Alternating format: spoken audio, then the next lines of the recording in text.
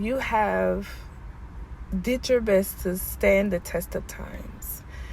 And it makes it difficult because these are the things that God has promised you. And you're saying, God, where are you? Why hasn't what you've spoken to me come to pass? Or this is not what you promised me, God. You promised me this. So why am I still in this place? Why am I still in this state? Why hasn't things progressed? Why hasn't things been set into motion? And you may have found yourself angry with God. But I want to encourage you to change your posture and say, God, if they don't ever come to pass, I still want to be in right alignment with you. So I have to make sure, God, that I'm not allowing the things of this world, even your promises of the things of this world, to cause me to have a cold heart and to turn away from you.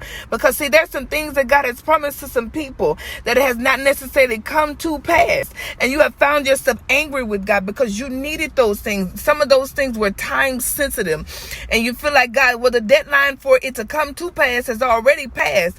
But you got to know that your heart posture matters in this season. Don't be like the children of Israel. They found themselves complaining, and when the time came, they missed out on the promises of God. It was not the people who came out of Egypt is the one who experienced the promised land. Moses did not enter into the promised land. The people who came out of Egypt didn't even go into the promised land. It was the next generation. God told them, people, you're going to die in this because of what you have done. They were idolatrous. They had idol gods. They had graven images. They offered up sacrifices unto these gods. They forgot about the one who had brought them out. They forgot about the one who delivered them out of the hands of Egypt in the hands of Pharaoh. They forgot about God. They did detestable things, and they worshiped idol gods, and they were rebellious, and they murmured and they complained. Don't be like the children of Israel, because the promise is yours. Just because you feel like, God, you should have done this by now. Even the Bible, it talks about how the sisters of Lazarus said, if you had been here, Jesus, my brother would not be dead. See, we think that God is on our timeline, but he's not on our timeline. He's not on our timeline at all.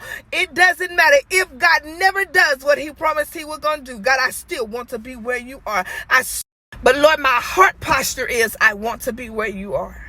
My heart posture is, God, if none of this stuff come to pass, if I don't see the house, if I don't see these things that you have promised me, I still want to be where you are. I will not forsake your way from my way.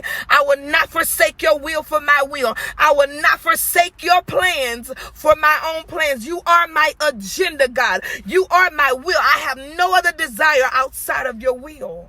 It's you. It's where you are, where I desire to be. Because I want to make sure, most importantly, I have a home in your kingdom. We are living in the last days, people of God. The money system is failing. Cash is going to be obsolete. The banks they're failing. And they're trying to move us to a one world order where they control and they govern everything, even the God that we serve.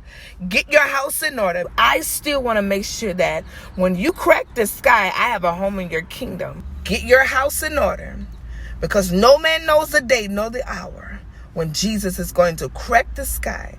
He is coming back for a church without spot, blemish, or wrinkle. As his word says, get your house in order.